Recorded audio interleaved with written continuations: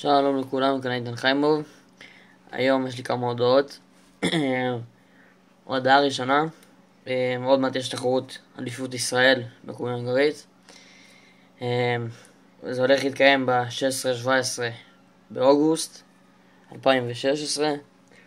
אני אשמח לראות את כולכם שמה. אוקיי, עכשיו אם אתם רוצים לשמוע עוד פרטים על זה, באיזה שעות, באיזה דברים, אני אפרסם כמה שאני אוכל. אני אפרסם בערוץ. מה שאני לא אוכל, זה לא שאני לא אוכל, אולי אני לא אספיק, לא יודע, 1001 סיבות. יש פייסבוק, קבוצת פייסבוק קוראים לה ישראל קיוב, ששם מודיעים את כל ההודעות. וגם עוד משהו חדש, נפתח אתר ישראלי חדש של קוביות, כמו שיש קיוב זיזי שזה של חול, ואיביי שזה דברים מחול. אז נפתח אתר ישראלי, דברים מהארץ, מקסימום 5 ימים, תוך 5 ימים מקסימום מגיע אליכם הביתה בדואר את הקוביות. אז זה ממש מהיר, ממש טוב. אני לא זוכר בדיוק איך קוראים לאתר, כי הוא עכשיו יצא היום.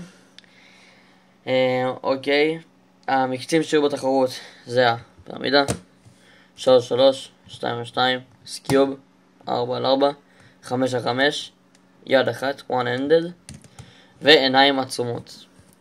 עכשיו, מה שאני הולך להירשם זה לארבעת אלו, כי אני לא נרשם בעיקרון ל-5-5 ו-4-4.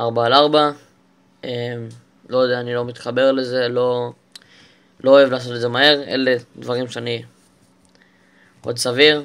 שנה שעברה בהכי קרוב שהגעתי, זה לא כזה קרוב, זה עדיין גרוע. הכי קרוב שהגעתי זה עם הפירמידה, זה מקום 18, לא משהו אני יודע, אבל אני מקווה לפעם להגיע יותר קרוב, כי פעם קודם הייתה לי כמה פשלות. אוקיי, והתחרות תקיים במתחם הספורט ברעננה.